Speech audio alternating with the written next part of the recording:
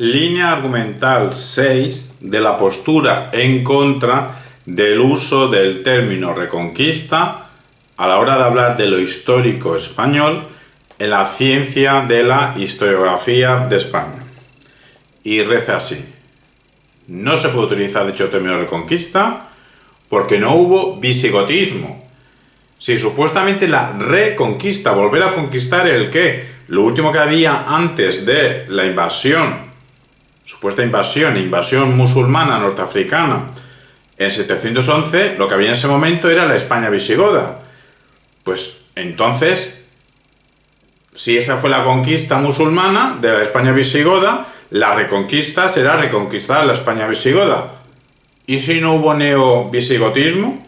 Entonces tampoco hubo reconquista. Empecemos basándonos en el artículo de Alexander Pierre Bronisch en el capítulo Guerra Santa y Neogotismo en la crónica de Alfonso III. Dos facetas de un mismo concepto en el libro La Reconquista, Ideología y Justificación de la Guerra Santa Peninsular de 2019.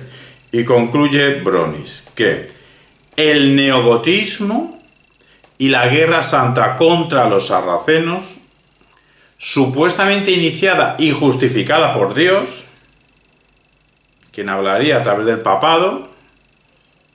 Bueno, a Pelayo a lo mejor le habló directamente con la Virgen María, que tenía contacto directo. Pelayo tenía contacto directo con la Virgen María y eso aceleró el proceso reconquistador. Justificada por Dios en la redacción rotense, no eran dos facetas de un mismo concepto. No eran dos caras de la misma moneda.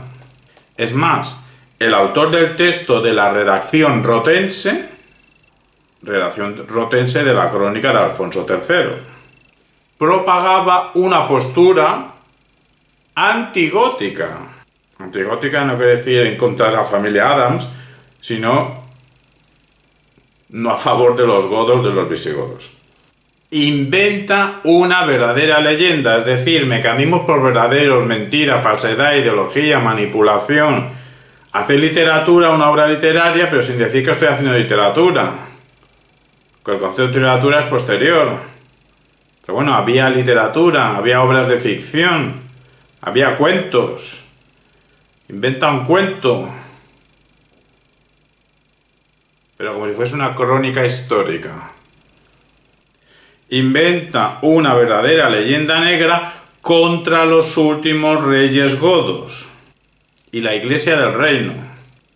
Si es que aquí lo hispano en general se ha recibido leyenda negra antiespañola o antivisigótica ya desde hace tiempo. No hace falta ir a la península itálica, a los Países Bajos, a la pérfida Albión. Ya en tierra peninsular ya empezó una verdadera leyenda negra contra los últimos reyes godos y la Iglesia del Reino de la monarquía visigoda. Declara el nacimiento de un nuevo reino cuyos regentes no eran herederos del reino godo hundido. Además, no se detecta ningún detalle que indique una reanudación artificial en el sentido de un neovisigotismo ideológico. Consta que el neovisigotismo nunca se convirtió en elemento indispensable de la idea de Guerra Santa Hispánica. En la Crónica Aldefonse Imperatoris de la mitad del siglo XII y en la Crónica Regum Castellae de la primera mitad del siglo XIII, pocos o ningún elemento se encuentra del neovisigotismo.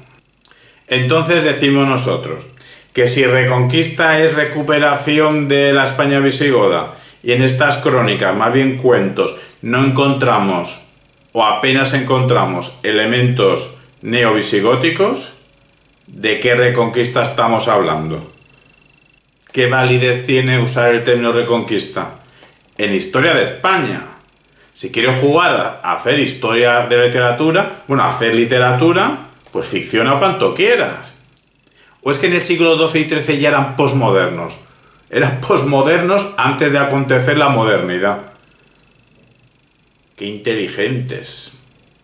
Cuánta deconstrucción derridiana. Derrida fliparía con todas estas historias.